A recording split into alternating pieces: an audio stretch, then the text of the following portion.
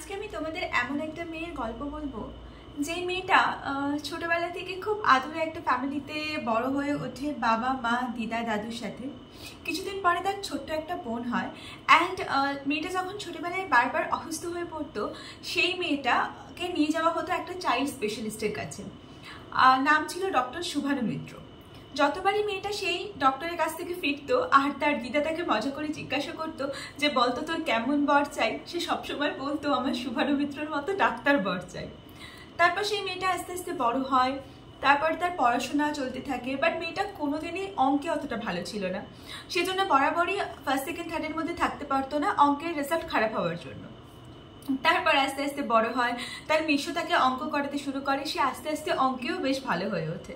তারপর স্কুলে যায়, হাই স্কুলে গিয়ে পড়াশোনা করে।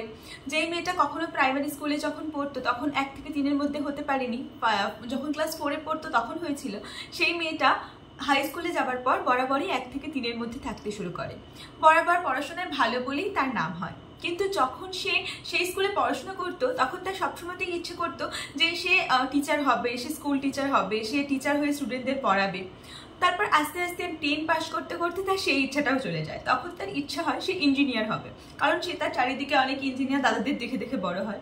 তারপর ক্লাস 12 পাস করবার পর তার একটা দাদার সাথে আলাপ হয়, যেই দাদাটা এখন আর আমাদের মধ্যে নেই। সেই দাদাটার নাম ছিল রাতুল দাস। সেই দাদা ওকে বোঝায় যে মেডিকেল পড়া উচিত, মেডিকেল নিয়ে পড়াশোনা করা উচিত, ডাক্তারির কতটা দরকার, ডাক্তারির প্রয়োজনীয়তা কতটা বেশি, ডাক্তার হলে যে রেসপেক্টটা পাওয়া যায় সেটা কতটা বেশি, নামের আগে ডক্টর ওয়ার্ডটা বসানোর যে কি বলবো একটা তীব্র আকাঙ্ক্ষা, সেটা তার মধ্যে জাগিয়ে তোলে সেই দাদাটা। তারপর শুরু হয় মেয়েটার প্রিপারেশন নিট নিয়ে বা মেডিকেল নিয়ে বলতে পারো। তারপর সে চেষ্টা করে একটা কলকাতার বড় ইনস্টিটিউশনে ভর্তি হওয়ার, কোচিং ইনস্টিটিউশনে। সেখানে অনেক পড়াশোনা করতে থাকে, কিন্তু কোনোভাবে সে অনেকটা বেশি ডিস্ট্রাক্টেডও হতে থাকে তার নিজের পার্সোনাল লাইফ থেকে, নিজের পড়াশোনার লাইফ থেকে। সে চেষ্টা করে পড়াশোনা ছাড়া বাকি মজা করা, আনন্দ করা, হই হুল্লোড় করা, এই জিনিসগুলোতে বেশি কনসেন্ট্রেট করতে। সেই করে তার একটা বছর নষ্ট হয়। তার পরের বছর সে আবার প্রিপারেশন শুরু করে, বাট এবার আর কোনো কোচিং ইনস্টিটিউশনে নয়, এবার হচ্ছে একটা প্রাইভেট টিউশন দিতে শুরু করে ডিফারেন্ট জায়গায়, ফিজিক্সের টিউশন কোথাও, কেমিস্ট্রির টিউশন কোথাও। সেরকম করতে করতে এরকমই একটা সময় 2019 সেই দাদাটা মারা যায়, যে দাদাটা ওকে ইন্সপায়ার করেছিল ডক্টর হওয়ার জন্য। সাডেনলি একটা ফোন আসে, ফোন এসে সে জানতে পারে যে সেই দাদাটা নেই, রোড অ্যাক্সিডেন্টে মারা গেছে। যদিও সেই দাদাটা কিন্তু কোনোভাবেই মেডিকেল পড়ছিল না, সে মেডিকেল 2-3 বার চেষ্টা করার পর পায় না, তারপরে পুরোপুরি ছেড়ে দেয়, অ্যান্ড ছেড়ে দিয়ে প্রেসিডেন্সি কলেজে বটনি অনার্স করছিল। এসব হয়। তারপর মেয়েটার মধ্যে ওই জিনিসটা মানে এতটাই দুঃখ পায় মেয়েটা, মানে ওই ঘটনাটার পর, ওটা হয়েছিল ফেব্রুয়ারি মাসের লাস্টের দিকে, মার্চ মাস, এপ্রিল মাস, মে মাসেই তার পরীক্ষা। তারপর থেকে সে কাইন্ডলি একটু ডিপ্রেশন যেতে শুরু করে, যে এত আনসার্টেন লাইফ, এত কাছের একটা বন্ধু, এত কাছের একটা দাদার যে মৃত্যু, সেটা কোনোভাবেই সে মেনে নিতে পারে না। তখন তার মনের মধ্যে, সেইবারে তার নিটটা ভালো হয় না, 2019-এ তার নিট ভালো হয় না, কিন্তু তারপর সে পুরো নিজের মনকে বুঝিয়ে নিয়েছিল যে এবার তাকে ডাক্তার হতেই হবে। তাই 2020 থেকে তার প্রিপারেশন শুরু হয়। বাট 2020-র মাঝখানে গিয়ে আবারও একটি প্রিপারেশনে কোথাও না কোথাও ফাঁকি পড়ে যেতে শুরু করে। ফিজিক্স, কেমিস্ট্রি, বায়োলজি 3টে সাবজেক্টের মধ্যে কোথাও না কোথাও সে আবারও ডিস্ট্রাক্টেড হয়ে যেতে শুরু করে। বাবা মা বারবার বোঝানোর পরেও সে তখন, তারপরে সে মানে যেহেতু কোভিড চলছিল 2020-তে, কোভিড লকডাউন, এইসবের কারণে অনেকটা বেশি ফোন ডিপেন্ডেন্ট হয়ে পড়ে। আর ফোন ডিপেন্ডেন্ট হলে তো জানো, ইনস্টাগ্রাম, হোয়াটসঅ্যাপ, ফেসবুক, নতুন নতুন জিনিস, সেগুলোতে অ্যাট্রাক্ট করতে শুরু করে। না, তার নিজের কোনো অ্যাকাউন্ট ছিল না, কিন্তু তার মা বা বাবা সবার ফোন থেকে সে সেগুলো ইউজ করতে শুরু করে। এইভাবে কিছু সময় যায়। ঠিক 2020 নিটের আগে যখন লকডাউনে এক্সটেন্ড করে, তখন সে প্রথম বুঝতে পারে যে সে অ্যাকচুয়ালি কী করছে তার লাইফে, সে কেন করছে এত টাইম ওয়েস্ট, তার কি টাইম ওয়েস্ট করা উচিত। সে তার অলরেডি তার নিজের লাইফে 3টে ভ্যালুয়েবল ইয়ার দিয়ে ফেলেছে, তার বাবা মার প্রচুর পয়সা নষ্ট হয়ে গেছে, আর তার যে স্বপ্ন সেটা কোথায় গেল। সেই সময় সে একটা পজ নেয়, 1 সপ্তাহের একটা পজ নেওয়ার পর সে পুনরায় নিজেকে কামব্যাক করানোর চেষ্টা করে। 2019-এ তার নাম্বার ছিল 200-র ঘরে, সেই নাম্বারটা যখন 2020 নিট হয়, তারপরে সেই নাম্বারটা গিয়ে দাঁড়ায় কাইন্ড অফ 500-র কাছাকাছি। 500-র কাছাকাছি যখন নাম্বারটা গিয়ে পৌঁছায়, তখন সে বুঝতে পারে যে তার মধ্যেও ক্ষমতা আছে, তারও অকাত আছে নিজের নামের আগে ডক্টর শব্দটা বসানোর। তারপর সে আবার প্রিপারেশন শুরু করে 2021-এর নিটের জন্য, অ্যান্ড এবার এতটাই কনফার্ম হয়ে সে প্রিপারেশন শুরু করে যে সে জানতো যে তাকে সিলেকশনের কাছ থেকে কেউ দূরে সরাতে পারবে না। কারণ সে যদি 1 বছর কি মানে 4-5 মাসের খাটার ফলে যদি 200, 250, 300 নম্বর সে ইনক্রিজ করতে পারে, তাহলে সে কেন পারবে না নিজের সিলেকশন নিতে, পরে 1 বছর খেটে 200 নাম্বার বাড়াতে? কেন পারবে না, বা 100 নাম্বার বাড়াতে? সো এতক্ষণ ধরে আমি যে মেয়েটার গল্পটা বলছি সেটা নিশ্চয়ই তোমরা বুঝতে পেরেছো বা হয়তো বুঝতে পারোনি। সো সেটা আমি, I am Deblina, a second professional MBBS student from Malda Medical College and Hospital, West Bengal. So নিশ্চয়ই তোমরা বুঝতে পারছো যে এতটা যে জার্নিটা আমি বললাম সেটা আমারই লাইফের একটা ছোট্ট পার্ট। কেন শেয়ার করলাম তোমাদের সাথে? কারণ এই পার্টটা আমি আজ অব্দি আমার কোনো ভিডিওতে তোমাদের সাথে শেয়ার করিনি। আর এখান থেকে এসে আমার মনে হয় যে সব ড্রপারের গল্পই কখনো কখনো এক হয়। সেই জন্য আমি এই যে স্টোরিটা বা এই যে ভিডিওটার নামও দিয়েছি এটাই, যে সব ড্রপারের গল্পই কি এক হয়? হয়তো একই হয়, কারণ আমি নিজে প্রচুর ড্রপারের গল্প শুনেছি। আমাদের যে কলেজ আছে সেখানে অনেক ড্রপার আছে। ইভেন আমার নিজের অ্যাটাচের মধ্যে আমার নিজের আশেপাশে অনেক রকম ড্রপার আছে। অ্যান্ড আমার যারা ইনস্টাগ্রামে বা ইউটিউবে বা মেলে অনেকে অনেক মানে পাঠিয়েছো আর কি নিজের ড্রপ স্টোরি, তো সেখান থেকেই ইন্সপায়ার হয়ে আমি বুঝতে পেরেছি যে সবার ড্রপারের গল্পই একই হয়। যেমন দেখো, কিছু ড্রপারদের মধ্যে কিছু জিনিস খুব কমন, যেমন বাবার অসুস্থ হয়ে যাওয়া। 2019-এ আমারও কিন্তু বাবা অসুস্থ হয়ে যায়, আমারও কিন্তু ফ্যামিলিতে প্রচণ্ড ফাইন্যান্সিয়াল ক্রাইসিস, প্রচণ্ড রকম প্রবলেমের মধ্যে যেতে হয়। আর তোমরা হয়তো অনেকেই ভাবো যে আমি খুব বড়লোক ফ্যামিলি থেকে বিলং করি, খুব হাইফাই ফ্যামিলি থেকে বিলং করি, সেই জন্য আমার বাবা মায়ের পক্ষে হয়তো আমাকে 5 বছর ড্রপ দেওয়ানো খুব ইজি হয়েছে। একদমই না, আমি খুবই একটা নর্মাল ফ্যামিলি থেকে বিলং করি, খুবই নর্মাল ফ্যামিলি, মানে কি বলবো, মানে খুবই মধ্যবিত্ত ফ্যামিলি থেকে বিলং করি। এরকম একদমই নয় যে আমার কোটিপতি অনেক পয়সা আছে, মেয়ে বছরের পর বছর ড্রপ দিয়ে যাচ্ছে, কোনো অসুবিধা নেই, একদমই সেটা কিন্তু নয়। তো তোমরা যারা আমার সাথে নিজেকে রিলেট করতে পারো না, আমি বলবো যে দেখো, আমি তোমাদেরই মতো একটা মেয়ে, ছোটবেলা থেকে অঙ্ক পারতাম না, ভালো করে পড়াশোনা পারতাম না, তারপরে আস্তে আস্তে নিজেকে নিজের চেষ্টায় ইমপ্রুভ করি। এই যে ড্রপ ইয়ার থেকে আমি একটা জিনিস বুঝেছি, তুমি নিজে চাইলে তোমাকে এখান থেকে এখানে নিয়ে আসতে পারো, তুমি নিজে চাইলে নিজেকে এখান থেকে এখানে নিয়ে যেতে পারো, পুরোটাই কিন্তু ডিপেন্ড করছে তোমার উপর। সো যে মেয়েটার গল্পটা তোমাদের বলছিলাম, সেই মেয়েটাও কিন্তু 2021-এ প্রচুর পরিশ্রম করতে শুরু করে। 2021-এ এত পরিশ্রম করে যে হ্যাঁ, তবে একটা ড্রব্যাকসও তার মাইন্ডের মধ্যে ছিল। কি ছিল? 2020-র কোশ্চেন দেখে সে ইন্সপায়ার হয়ে যায়। সে ভাবে যে 2020-তে যখন ইজি কোশ্চেন এসছে, 2021-এও তেমনই ইজি কোশ্চেন আসবে। এটাও কিন্তু ড্রপারদের একটা অনেক বড় মিস্টেক। এবারের কোশ্চেন দেখে পরের বারের কোশ্চেনকে প্রেডিক্ট করার চেষ্টা করো না। হয়তো এবারে 3টে কোশ্চেনই সহজ এসছে, কিন্তু পরের বারে হয়তো আর 3টে কোশ্চেন সহজ আসবে না। সেই কারণে সে আবার একটা ভুল করে যে সে ফিজিক্সটাকে অনেক হালকা করে পড়তে শুরু করে। কারণ 2020-তে ফিজিক্স পুরোপুরি এসেছিল প্রিভিয়াস ইয়ার বেসড, সে এটা বুঝতে পারে যে পরের বারেও হয়তো ফিজিক্স প্রিভিয়াস ইয়ার বেসডই আসবে, কিন্তু ফাইনালি সেটা আসে না। 2021-এ ফিজিক্সটা বেশ টাফ চলে আসে, আর তার ফলে যেটা হয়, সে আবার সিলেকশন থেকে বেরিয়ে যায় শুধুমাত্র ফিজিক্সের জন্য। বাইরে যদি 345 পাওয়া সত্ত্বেও সে সেইবারে সিলেকশন পায় না। আর সেইবারটা তার লাইফের একটা প্রচণ্ড বাজে মোমেন্ট ছিল, কারণ যখন নিট দিয়ে আমি আসি তখন আমার নাম্বার ছিল 585, অ্যান্ড যখন নিটের রেজাল্ট বেরোয় তখন সেটা কমে গিয়ে হয় 550, 549। তো বুঝতেই পারছো যে কত বড় একটা শকে আমি ছিলাম, কারণ প্রপারলি গুনিনি, প্রপারলি গোনা হয়নি, কোনো নেগেটিভ মার্ক হয়তো ধরা হয়নি, কোনো একটা নেগেটিভ। কারণ দেখো, মাত্র 4-5টা কোশ্চেন ভুল গেলেই তুমি সিলেকশন থেকে আউট অফ সিলেকশনের গোড়ায় পৌঁছে যেতে পারছো, তাই না? তো এটা আমার কাছে একটা অনেক বড় শিক্ষা। আমি তোমাদের বলবো যে কোনো কোশ্চেনকে ওভারলুক করে নিও না। 2024-এর কোশ্চেনকে অনেক ভালো করে দেখো, কিন্তু সেটা থেকে ইন্সপায়ার হয় না যে এরকমই আসবে 25-এর কোশ্চেন। 2025-এর কোশ্চেন কমপ্লিটলি ডিফারেন্ট আসবে, তোমাকে সব কিছুর জন্য প্রিপেয়ার থাকতে হবে। তো 2021-এ প্রচণ্ডভাবে এক্সস্ট হয়ে যাওয়ার পর, যখন আমার নিটের রেজাল্ট বেরোয়, after suicidal thoughts and attempts এইসবের পর, আমি যখন আবার নতুন করে প্রিপারেশন শুরু করি, তখন আমি একটা জিনিস বুঝতে পারি যে আমার পাশে আর কেউ নেই, শুধু আমার বাবা মা ছাড়া। এটাও আমি তোমাদের একটা বলতে চাই, ড্রপার তোমরা তোমাদের স্টোরিতে এটা ঢুকিয়ে নাও যে বাবা মাই তোমাদের জীবন্ত ভগবান, বাবা মাই তোমাদের স্টোরির মেইন রোলটা প্লে করবে। কারণ ওই টাইমে আমার মা, আমার মনে আছে, আমি যেদিনকে নিটের রেজাল্ট বেরিয়েছিল তারপরে 2 দিন আমার মা অফিস যায়নি, আমার মা অফিস থেকে ছুটি নিয়েছিল, সারাদিন আমাকে জড়িয়ে শুয়ে থাকতো, আর আমার ফোন 1 সপ্তাহ সুইচ অফ ছিল। কেন সুইচ অফ ছিল? কারণ তোমাদের আমি একটা কথা বলবো, যতক্ষণ তুমি নিট পাচ্ছ না ততক্ষণ তোমাকে টানা মারার জন্য, তোমাকে বাজে কথা বলার জন্য অনেক আছে। অনেকে ফোন করবে, অনেক বন্ধু বান্ধব যারা কোট আনকোট বন্ধু বান্ধব, তারা তোমাকে ফোন করে অনেক কিছু বোঝাতে চাইবে যে দেখ, তোর তো সিলেকশন হয়নি, আমি বুঝতে পারছি, আমারও খুব খারাপ লাগছে। বিশ্বাস করো, তোমার সিলেকশন না হলে কারোর কিছু যায় আসে না। এই অনেস্ট কথাবার্তাগুলো আমি অনেক পরে বুঝেছি, মেবি আমি আমার সিলেকশনের পরে বুঝেছি, বাট তার আগে অনেক সাপকেই আমার বন্ধু বলে মনে হতো, বাট অ্যাকচুয়ালি সব সাপ কিন্তু বন্ধু হয় না, ঠিক আছে? এটা আগে বোঝার চেষ্টা করো, এই দুটো ডিফারেন্সিয়েশনটা করতে শুরু করো। যাদের জন্য নিজের টাইম ওয়েস্ট করছো, যাদের সাথে কথা বলে নিজের টাইম ওয়েস্ট করছো, তারা কি তোমার খারাপ সময় তোমার পাশে থাকবে? একবার সত্যি করে ভেবে দেখো তো। তুমি এখন নিজের ড্রপ ইয়ারে ভাবছো একটু রিল্যাক্সেশন হবে বলে যাদের সাথে কথা বলছো, যাদের সাথে কথা বলে টাইম ওয়েস্ট করছো, একটা সময় পর কি তারা তোমাকে সায় দেবে? একটা সময় পর কি তারা সেই সিচুয়েশনটা বুঝবে যে তুমি কেন চান্স পেলে না? না না, আলটিমেটলি কিন্তু তুমি যখন চান্স পাবে না, তখন তোমার নামের পাশে ওই ট্যাগটাই লাগাবে যে ও তো চান্স পায়নি, ও তো চান্স পেলো না, বেকার বেকার ড্রপ দিল, আগেই জানতাম চান্স পাবে না। কিন্তু বিশ্বাস করো, যখন তুমি একবার চান্স পেয়ে যাবে, তখন যেই মানুষগুলোর আজকে এত দরদ হচ্ছে কি করছিস, কেন পারছিস না, কেন সিলেকশন পাচ্ছিস না, সেই মানুষগুলো আফটার ইউর সিলেকশন তোমার সাথে যোগাযোগটুকুও করবে না।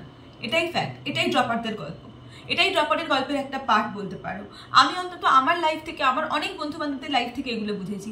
হ্যাঁ, তার বলতে কি কিছু ভালো মানুষ থাকে না? অফকোর্স কিছু ভালো বন্ধু তুমি পাবে, লাইফ টাইম ফ্রেন্ড তুমি পাবে, তারা তখনও তোমার সঙ্গে ছিল, এখনো তোমার সঙ্গে থাকবে, যেটা অনেক বড় ব্যাপার, ঠিক আছে? দেখো, একটা কথা বলবো যে ড্রপার আমি কাউকে, সবাই আমাকে বলো যে 5 বছর তুমি ড্রপ দিয়েছো, তুমি অন্যদেরও সাজেস্ট করো 5 বছর ড্রপ দেওয়ার জন্য। একদমই না। আমি আমার ভিডিওতে এটা খুব ক্লিয়ারলি তোমাদের বলে দিতে চাই, আমি এই ভিডিওগুলো এই জন্যই বানাই যাতে আমি যে ভুলগুলো করেছি সেই ভুলগুলো তোমরা আর না করো, তোমাদের কারোর যেন 5 বছর অন্তত না লাগে। 2 বছর, 1 বছর, 3 বছর ঠিক আছে, আমি কাউকে 5 বছর ড্রপ দেওয়ার জন্য সাজেস্ট করি না। আমার যে সমস্ত হেটার্সরা আছো বা যারা উল্টোপাল্টা কমেন্ট করো আমার ভিডিওতে, তাদেরকে আমি এটাই বলতে চাই যে আমি কোনোদিনও কাউকে 5 বছর ড্রপ দেওয়ার জন্য মানে মোটিভেট তো করি না। অন্তত আমি আমার কোনো ভিডিওরই এটা উদ্দেশ্য থাকে না যে আমি 5 বছর ড্রপ দেওয়ার জন্য তাকে মোটিভেট করছি, ঠিক আছে? ছাড়ো ওদের কথা। তো যেটা বলছিলাম, তো তারপরে যখন আমি 2020-তে প্রিপারেশন নেওয়া, 2022-তে প্রিপারেশন নেওয়া শুরু করি, তখন আমার কাছে কিছু জিনিস খুব ক্লিয়ার ছিল। আমি আমার লাইফ থেকে কিছু জিনিস একদম দূরে রাখবো। 1 নম্বর টক্সিক পিপল, নেগেটিভ পিপল। 2 নম্বর নিজে যে ড্রপ নিচ্ছি সেটা আমি কারোর থেকে লুকাবো না। কেন লুকাবো? আমি অনেককেই দেখেছি যে ধরো বাড়িতে প্যারেন্টসের কোনো ফ্রেন্ডস এসছে বা কেউ এসছে, তারা তখন এরকম বলছে যে কিরে কি করছিস, বলছে বিএসসি করছে, এমএসসি করছে। কেন বলবে? নিজে জোর গলায় বলার চেষ্টা করো যে হ্যাঁ আমি ড্রপ নিচ্ছি, এটা আমি নিজের চয়েসে নিচ্ছি, বিকজ আমি ডক্টর ছাড়া অন্য কিছু হতে চাই না, ঠিক আছে? তারপরে হলো, তারপর 2020-তে যখন 2022-তে যখন আমি প্রিপারেশন নেওয়া শুরু করলাম, তখন আমার নিজের মনে হয়েছিল যে আমাকে এবার সিলেকশন নিতে হবে, কারণ আমার কাছে আর কোনো চান্স নেই, আর কোনো অপশন নেই। হ্যাঁ, সবাই বলে যে সেকেন্ড অপশন বলে কিছু হয় না, ব্যাক অফ দ্য মাইন্ডে সেকেন্ড থট বলে কিছু হয় না, কিন্তু বিশ্বাস করো যখন তুমি 3টে 4টে 5টা ড্রপ নিয়ে নাও না, তখন তোমার মাইন্ডে একটা সেকেন্ড অপশন রাখতে হয়। আমি নিজে কোনোদিনও ভাবিনি যে আমি নার্সিং যাবো। আমি নিজে 4বার নার্সিং এক্সাম দিয়েছি, 4বারই আমি ডিফারেন্ট গভর্নমেন্ট কলেজে চান্স পেয়েছি, তার মধ্যে 3বারই ছিল কলকাতার কলেজ। তো কিন্তু তারপরে আমি তখন ভেবেছিলাম যে ঠিক আছে, আমি যখন এত বড় রিস্ক নিচ্ছি, তখন আমি নিজে এইমস নার্সিং এর পরীক্ষা দিয়েছিলাম, যেটা আমি কোনো বছর দিইনি, আমি 1 বছরই দিয়েছিলাম এইমস নার্সিং এর এক্সাম। তো সেই বছর আমি এইমস নার্সিং ক্র্যাক করি, এন্ড মোস্ট প্রবলি আমার যে কোনো এমসি এসে যেত। অফকোর্স এইমস দিল্লি ছাড়া অতটা ভালো রেজাল্ট হয়নি যে এইমস দিল্লি হয়ে যাবে। তো এইমস দিল্লি ছাড়া বাকি সমস্ত এমসি আমার মোটামুটি সিলেকশন হয়ে যেত, আমার যা র্যাঙ্ক ছিল। তো সেই সব দিক থেকে দাঁড়িয়ে আমি এটুকু বুঝেছিলাম যে ওটা আমার কাছে ব্যাক অফ দ্য মাইন্ড নয়, ওটা কোনো সেকেন্ড প্ল্যান নয়, ওটা কোনো সেকেন্ড থট নয়, ওটা আমার কাছে একটা স্ট্রেংথ যে আমি এই এইমস এক্সাম যদি ক্র্যাক করতে পারি তাহলে নিশ্চয়ই আমি নিটও ক্র্যাক করতে পারবো। এইমস এর পরীক্ষা দিয়ে আমার এটা মনে হয়েছিল যে ওটার পেপার কিন্তু নিটের থেকেও একটু ওপরে থাকে, হয়তো আমরা ওটার প্রিভিয়াস ইয়ার অত প্র্যাকটিস করি না, সেই জন্যই আমাদের মনে হয়েছিল। বাট নিট যখন আমি দিতে যাই, তখন আমি যখন প্রথম একটা ইনসিডেন্ট তোমাদের সাথে শেয়ার করতে চাই, নিট দিতে যাওয়ার দিনের একটা ইনসিডেন্ট। আমি যখন নিট দিতে যাচ্ছি তখন বাইরে প্রচুর লোক। তো আমার কি হয়েছিল, আমার বাবা আমাকে মানে রাস্তার উপরে গাড়ি থেকে নামিয়ে দিয়েছিল। তো রাস্তার অনেকটা ভেতরে গিয়ে আমাদের মানে পৌঁছাতে হতো আর কি। তো আমরা বাপি ওখানে পৌঁছে দিয়ে আসে আমাদের রাস্তা, মানে প্রথমে রাস্তা থেকে নেমে পৌঁছে দিয়ে আসে। তো ওখানে গিয়ে আমরা দেখে আসি কত নম্বর রুম কোথায় কি পড়েছে। তারপরে বাপি আমাদের দেখে চলে যায়। আমরা দুজন হেঁটে হেঁটে যাচ্ছিলাম, কারণ গাড়িতে কিছু খাবার ছিল, আমাকে খেতে হতো কিছু খাবার।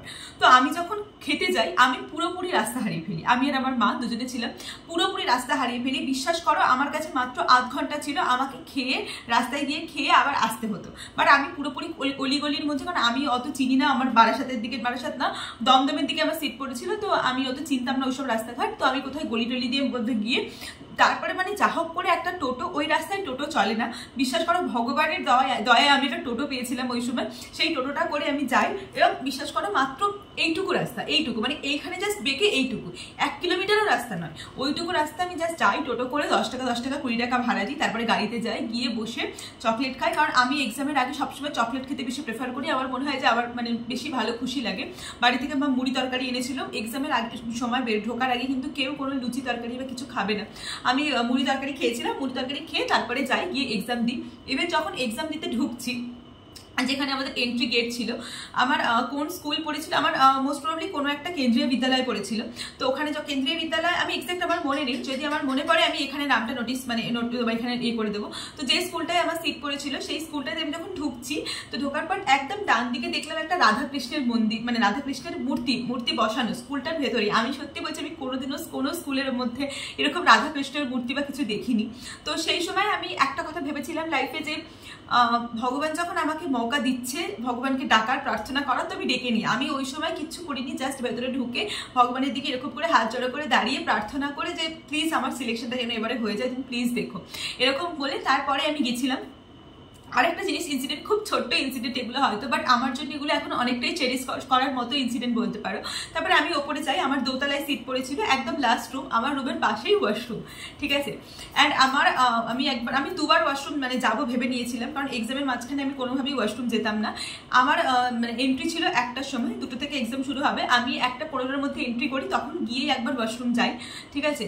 তারপরে তখন আমি ওয়াশরুমটা গিয়ে দেখে এসেছিলাম, তারপরে যখন আমি মোটামুটি 1:45 বাজছে, তখন আমি একবার ওয়াশরুম গিয়ে মানে ইচ্ছা করেই গেছিলাম, বেশি করে জল টল খেয়ে ওয়াশরুম গেছিলাম।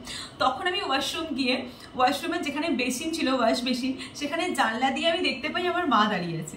মানে আমি বিশ্বাস করে আমার মা, আমি জানতাম না যে আমার মা ওখানে দাঁড়িয়ে আছে, কারণ একটা ওয়াশরুমের জানলা এইটুকু, সেখান থেকে আমার মাকে একবার দেখা মানে আমার এরকম মনে হয়েছিল আমি সাক্ষাৎ দেবীর দর্শন পেয়ে গেছি, এবার তো আমার সিলেকশন হবেই। মানে একটা আলাদা কনফিডেন্স, একটা আলাদা বুস্ট আপ নিজের মধ্যে কাজ করেছিল। মানে জাস্ট ওখান থেকে দেখলাম আমার মা দাঁড়িয়ে আছে আর একজন কোনো আন্টির সাথে কথা বলছে। তো আমি মাকে ডেকেও ছিলাম 2-3 বার, কিন্তু মা শুনতে পারিনি, যাই হোক সেটা আলাদা কথা। বাট এটা আমার জন্য একটা হিউজ মানে ব্যাপার ছিল, মানে আমি এতটাই অবসেসড ছিলাম আমার প্যারেন্টসকে নিয়ে। হ্যাঁ, এবার তুমি হয়তো এটা ভেবো না যে আমি সারা জীবন এরকম ছিলাম, একদম না। আমিও প্রচন্ড জেদি, রাগি, বদমেজাজি একটা মেয়ে ছিলাম, বাবা মার কথা শুনতাম না। বাট ড্রপ ইয়ার আমাকে এগুলো শিখিয়েছে। আমি জানি তোমরা হয়তো এখনো অনেকে এরকম আছো যারা অনেকে মিসবিহেভ করছো বাবা মার সাথে। সো আমি পার্সোনালি তোমাদের রিকোয়েস্ট করবো এগুলো করো না। যখন তুমি তোমার বাবা মাকে সম্মান করতে শিখে যাবে, তখন বিশেষ করে তোমার সিলেকশন এমনিই হয়ে যাবে। ওই যে আনন্দটা, ওই যে খুশিটা মাকে একবার দেখার পর বিশাল ছিল। তারপরে আমি নিজের জায়গায় আসি, এসে মানে বসে প্রপারলি মানে জল টল খাই, তারপরে মানে এক্সাম দেওয়া শুরু করি। হ্যাঁ, এক্সাম দেওয়ার মাঝখানে এরকম অনেকবার থট আমার মাথার মধ্যে এসেছিল যে আমি এত সহজ কোশ্চেনে কখনো চান্স পাইনি, এত কঠিন কোশ্চেন হয়েছে, আমি কেমন করে চান্স পাবো। বাট বিশ্বাস করো আমি কোনোভাবে কিন্তু নিজের মধ্যে কোনো নেগেটিভিটি আনিনি যে না আমি চান্স পাবো না। আমি সবসময় জানতাম যে যেমন হয়েছে এক্সাম আমাকে দিয়ে বেরোতে হবে, ঠিক আছে। আর একটা জিনিস, এক্সাম দিয়ে যখন আমি বেরোই এবছর 2022-তে, আমি একটা কাজ করিনি। অন্য সময় আমি এক্সাম দিয়ে বেরিয়ে খুব লাফাতে বেরোই যে হ্যাঁ আমার এক্সাম খুব ভালো হয়েছে, আমি চান্স পেয়ে যাবো, সবাইকে ফোন করে বলা হ্যান ত্যান। এবারে আমি এতটাই কাম অ্যান্ড কুল ছিলাম ভাবার মতন। এটা আমি কেন হয়েছিলাম, আমার মনে হয় এটা আমি রেগুলার মেডিটেশনস আর ম্যানিফেস্টেশনের জন্য এটা পসিবল হয়েছিল।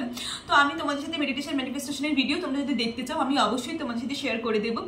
এবং তারপর যখন আমি মায়ের কাছে বেরোই, মা আমাকে বারবার জিজ্ঞেস করছিল যে বল কেমন হয়েছে এক্সাম, কেমন হয়েছে, এরকম বলছি। তো আমি বলছি ঠিক আছে, আমি জানি না সিলেকশন পাবো কিনা, বাট এক্সাম ভালো হয়েছে। আমার মনে হয় যে কেউ যদি কমপ্লিটলি প্রিপেয়ার্ড থাকে, কেউ যদি চান্স পাওয়ার যোগ্য হয়, তাহলে তার মুখ থেকে এই কথাটাই বেরোবে যে জানি না আমি সিলেকশন পাবো কিনা, বাট আমার এক্সাম ভালো হয়েছে। এই কথাটার মধ্যে একটা জিনিস আমি খুব বেশিভাবে স্পেসিফাই করতে চাই যে আই ওয়াজ স্যাটিসফাইড, কি হ্যাঁ আমি এক্সাম দিয়েছি, এরকম একটা ব্যাপার। মানে আমি নিজের 200% দিয়ে দিয়েছি, আবার বোধহয় আর কিছু দেওয়ার নেই, ঠিক আছে। তো এটাই ছিল মেন ব্যাপার। তারপরে আমি গাড়িতে করে বাড়ি গিয়ে এটা তোমরা অনেকেই জানো যে আমি মা দিদা এরকম মিলে বসে, 3জন মিলে বসে আর কি মানে পেপার চেক করি। আমার বোনও ছিল তখন। তো পেপার চেক করবার পর দেখলাম 604 হচ্ছিল আর কি, মানে বিশাল আনন্দ, বিশাল খুশি, ঠিক আছে। তো এই যে টপারের যে লাইফ, এই যে আমাদের হয়তো প্রত্যেকের লাইফ এটা। অ্যান্ড বিশ্বাস করো তুমি যখন ভাবো না যে কি মেডিটেশন করবে, কি ম্যানিফেস্টেশন করবে, বিশ্বাস করো ওই যে চান্স পাওয়ার আনন্দ, আমি যখন মেডিটেশন করতাম, ম্যানিফেস্টেশন করতাম, কি ম্যানিফেস্ট করতাম, কি মেডিটেট করতাম, যে আমি চোখটা বন্ধ করে এরকম ভাবতাম যে হ্যাঁ আমি চান্স পেয়ে গেছি, আমি সিলেকশন পেয়ে গেছি, আমার সিলেকশন হয়ে গেছে, আমি মানে নাচছি, আনন্দ করছি, মজা করছি, এখানে ঘুরছি, ওখানে ঘুরছি, আমার গায়ে হোয়াইট কোট উঠছে, গলায় স্টেথোস্কোপ, জাস্ট চোখ বন্ধ করে আমি এটা ইমাজিন করতাম। যারা এখন ড্রপ দিচ্ছ আমি তোমাদের বলবো জাস্ট চোখটা বন্ধ করে এটা ইমাজিন করো, এটাই তোমার ড্রিম লাইফ, বিশ্বাস করো। আর এভাবেই মানে আমার ড্রপ লাইফটা শেষ হয়। তো ছোটবেলা থেকে যে মেয়েটা ভেবেছিল যে তার ডাক্তার বরকে বিয়ে করবে, সেটা থেকে শুরু করে নিজে ডক্টর হওয়া, মানে এটাই হচ্ছে আমার জার্নি। আরো অনেক ছোট ছোট জার্নির পার্ট আছে, যদি কখনো সময় পাই তোমাদের সাথে শেয়ার করবো, কারণ সবসময় সব একসাথে তো মনে থাকে না সব কিছু। তো আজকে এটার মাধ্যমে আমি আমার কিছু জার্নি তোমাদের সাথে শেয়ার করলাম। সো আই হোপ তোমাদের দেখতে অনেকটা ভালো লাগলো, কেমন লাগলো তোমরা জানাও। আর তোমরা একটা জিনিস আমি তোমাদের কাছে জিজ্ঞেস করার আছে, যে এরকম যেরকম মোটিভেশনাল ভিডিও, জার্নি ভিডিও, এগুলো তোমার সাথে শেয়ার করছি, এছাড়া ব্লগ কি ভিডিও দেখতে চাও বলো, এমবিবিএস লাইফের ব্লগ লাইফের কি দেখতে চাও সেটা একটু জানাও। আর তোমাদের কাছে যদি কোনো সাজেশন থাকে ব্লগের, সেটাও আমাকে দিও, বিকজ ব্লগের ব্যাপারে আমি নিজেই বুঝতে পারি না যে আমি কোনটা শুট করবো কোনটা শুট করবো না। তো তোমরা যদি একটু আমাকে হেল্প করো তাহলে আমারও আমার লাইফটা তোমাদের দেখাতে সুবিধা হয়। So that's it for today's video. দেখা হচ্ছে পরের ভিডিওতে খুব খুব তাড়াতাড়ি। ততক্ষণ পর্যন্ত খুব ভালো থাকো, খুব ভালো করে পড়াশোনা করতে থাকো, আর অনেক অনেক পড়াশোনা করো, আর নিজের বাবা মাকে অনেক অনেক ভালোবাসো। আর নিজের ড্রপ লাইফের স্টোরি তুমি যদি চাও তুমি আমার সাথে কমেন্ট সেকশনে শেয়ার করতে পারো, সেটা তুমি এমবিবিএস স্টুডেন্ট হও বা যেই স্টুডেন্ট হও, বা এখন তুমি যদি ইঞ্জিনিয়ারিং কলেজে পড়ো বা যে কোনো কলেজেই পড়ো, তোমার যদি এরকম কোনো ইন্সপায়ারিং স্টোরি থাকে সেটাও তুমি আমার কমেন্ট সেকশনে শেয়ার করতে পারো। আমি আমার ভিডিওর মাধ্যমে কখনো তোমার স্টোরি নিশ্চয়ই শেয়ার করবো। সো দেখা হচ্ছে পরের ভিডিওতে খুব তাড়াতাড়ি। বাই।